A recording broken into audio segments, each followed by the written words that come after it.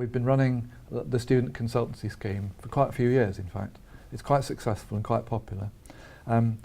We've branded it CAKE, Community Action and Knowledge Exchange, because it's all about community action, CA, on one hand. Students go out and do live work in community organisations and they exchange knowledge. It's a two-way flow. They learn a lot from the work that they do, and they deliver a service to outside organisations. We advertise annually for expressions of interest. We're quite well networked in the local community and voluntary sector, so a lot of those organisations, social enterprises, etc., come to us. There's more every year than we've got student teams to support, but they've all got distinct needs for improving the relationship between their use of IT and their businesses.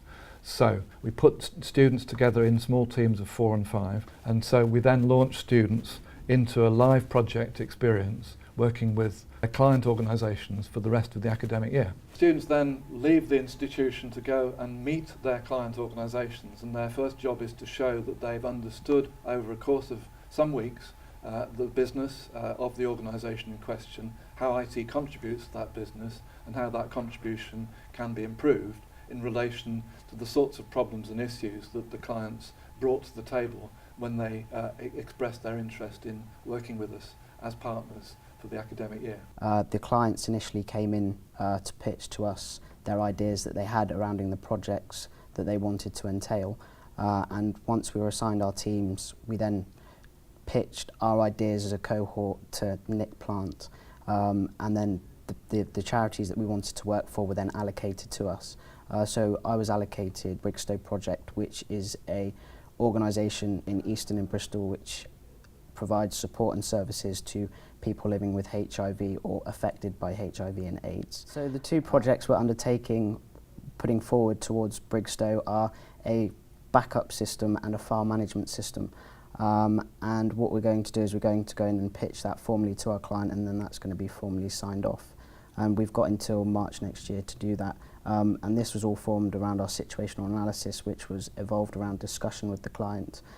Because initially these ideas, they weren't set in stone, so they were generated from our skill sets as a team, and through regular communications with the client we came to those decisions. So I'm currently a couple of months into Information Practitioner 3. We've been assigned our clients, and at the moment we're just trying to figure out what our projects are and what our client wants and needs from us.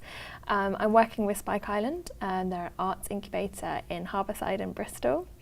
They came to us with 6 potential project ideas, and as a group we sat down and discussed them with the client and with my other team members, talking about the feasibility of the projects, our team skills, the time constraints, and I think most importantly the importance and prioritisation of the project to our client. So from this we've decided on doing 2 main tasks. The first one is a feasibility study around the storage of their information within Spike Island, and the second one, and I think the most important one to them, is a clocking in and out system where they can record the usage of their studios. I think this project, or the IT practitioner course, really gives students the opportunities to get that exposure and then to take that on to grad schemes or further employability opportunities that the students want.